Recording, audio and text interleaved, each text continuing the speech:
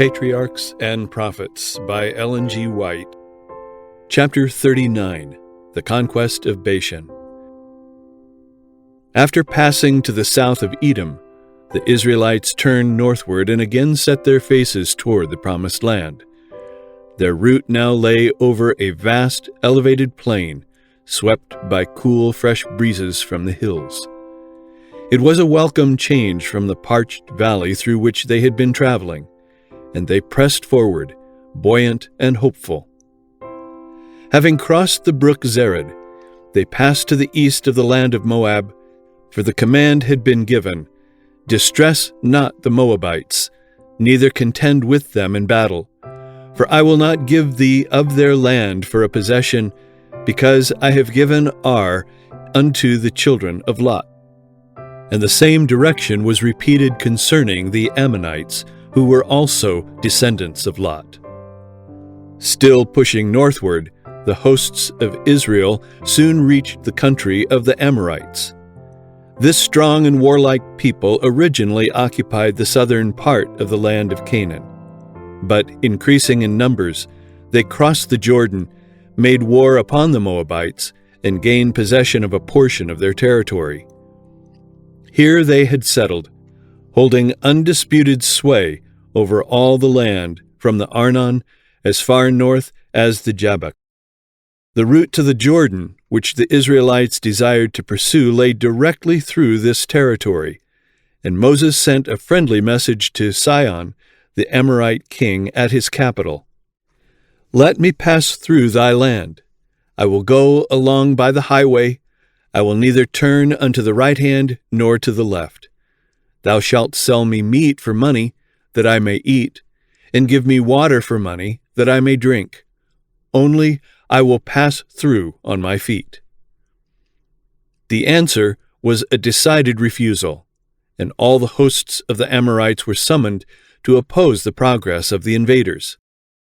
This formidable army struck terror to the Israelites, who were poorly prepared for an encounter with well-armed and well-disciplined forces.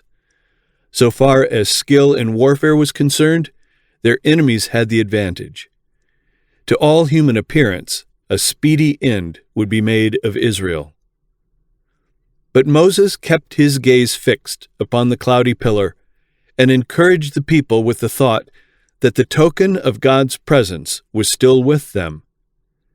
At the same time, he directed them to do all that human power could do in preparing for war.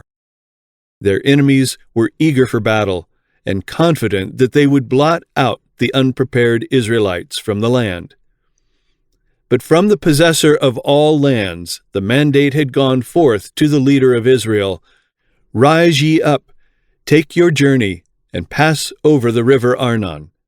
Behold, I have given into thine hand Sihon the Amorite, king of Heshbon, and his land. Begin to possess it, and contend with him in battle. This day will I begin to put the dread of thee and the fear of thee upon the nations that are under the whole heaven, who shall hear report of thee, and shall tremble, and be in anguish because of thee."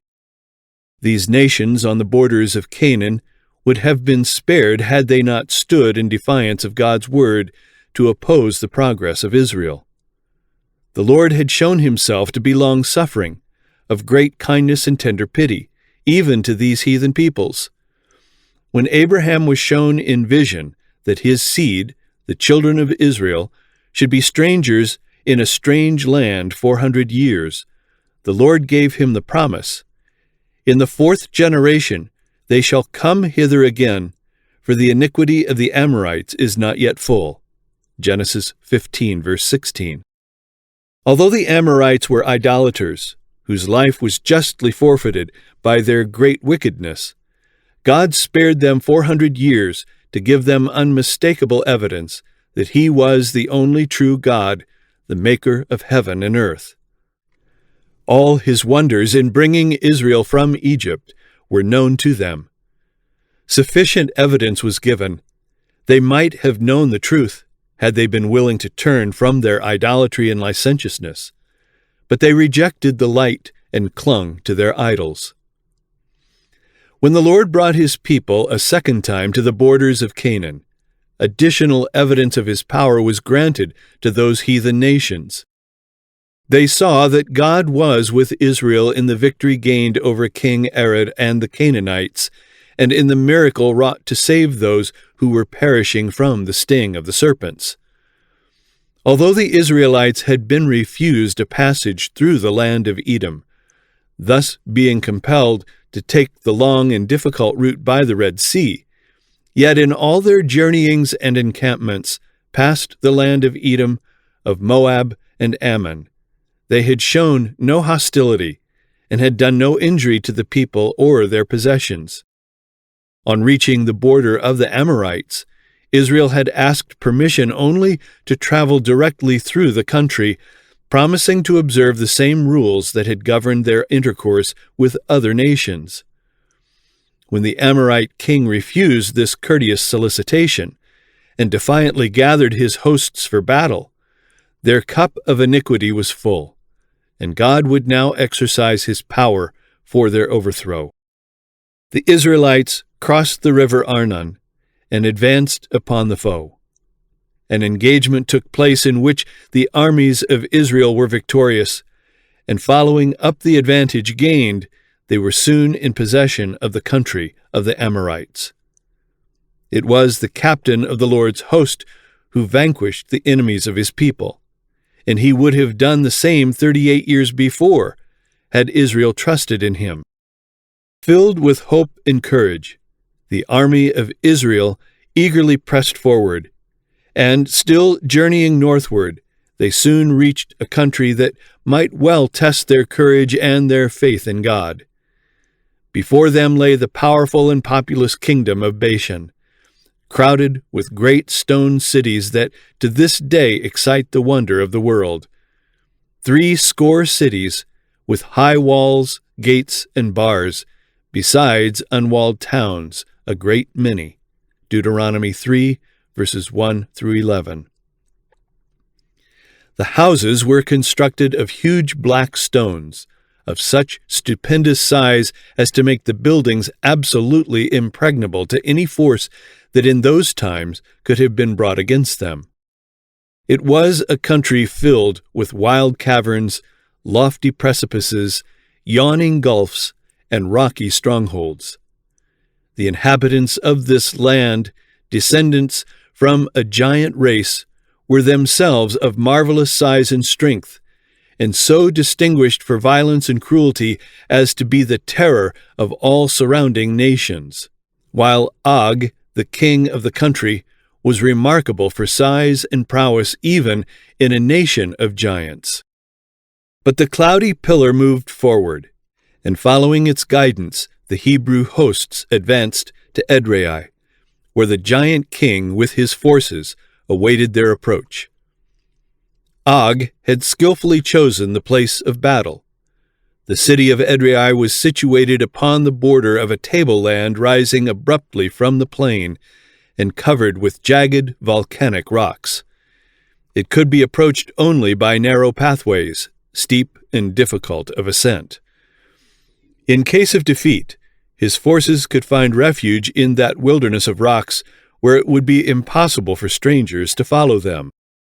Confident of success, the king came forth with an immense army upon the open plain, while shouts of defiance were heard from the tableland above, where might be seen the spears of thousands, eager for the fray. When the Hebrews looked upon the lofty form of that giant of giants towering above the soldiers of his army, when they saw the hosts that surrounded him, and beheld the seemingly impregnable fortress, behind which unseen thousands were entrenched, the hearts of many in Israel quaked with fear. But Moses was calm and firm. The Lord had said concerning the king of Bashan, "Fear him not, for I will deliver him and all his people and his land into thy hand, and thou shalt do unto him as thou didst unto Sihon king of the Amorites, which dwelt at Heshbon." The calm faith of their leader inspired the people with confidence in God.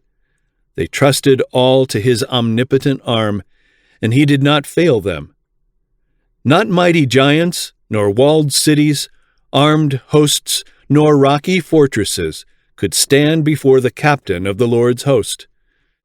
The Lord led the army. The Lord discomfited the enemy. The Lord conquered in behalf of Israel. The giant king and his army were destroyed, and the Israelites soon took possession of the whole country. Thus was blotted from the earth that strange people who had given themselves up to iniquity and abominable idolatry. In the conquest of Gilead and Bashan, there were many who recalled the events which nearly 40 years before had, in Kadesh, doomed Israel to the long desert wandering. They saw that the report of the spies concerning the promised land was in many respects correct.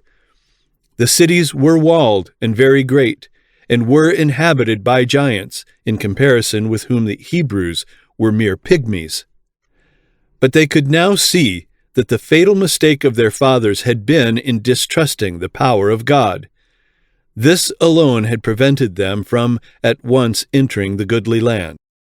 When they were at the first preparing to enter Canaan, the undertaking was attended with far less difficulty than now. God had promised his people that if they would obey his voice, he would go before them and fight for them. And he would also send hornets to drive out the inhabitants of the land. The fears of the nations had not been generally aroused, and little preparation had been made to oppose their progress. But when the Lord now bade Israel go forward, they must advance against alert and powerful foes, and must contend with large and well-trained armies that had been preparing to resist their approach. In their contest with Og and Sihon, the people were brought to the same test beneath which their fathers had so signally failed. But the trial was now far more severe than when God had commanded Israel to go forward. The difficulties in their way had greatly increased since they refused to advance when bidden to do so in the name of the Lord. It is thus that God still tests his people. And if they fail to endure the trial, he brings them again to the same point, and the second time the trial will come closer and be more severe than the preceding. This is continued until they bear the test, or, if they are still rebellious, God withdraws his light from them and leaves them in darkness. The Hebrews now remembered how once before, when their forces had gone to battle, they had been routed and thousands slain. But they had then gone in direct opposition to the command of God. They had gone out without Moses, God's appointed leader, without the cloudy pillar, the symbol of the divine presence, and without the ark. But now Moses was with them, strengthening their hearts with words of hope and faith. The Son of God, enshrined in the cloudy pillar, led the way, and the sacred ark accompanied the host. This experience has a lesson for us. The mighty God of Israel is our God. In him we may trust, and if we obey his requirements, he will work for us in as signal a manner as he did for his ancient people. Everyone who seeks to follow the path of duty will at times be assailed by doubt and unbelief. The way will sometimes be so barred by obstacles apparently insurmountable as to dishearten those who will yield to discouragement. But God is saying to such, "Go forward. Do your duty at any cost." The difficulties that seem so formidable, that fill your soul with dread, will vanish as you move forward in the path of obedience, humbly trusting in God.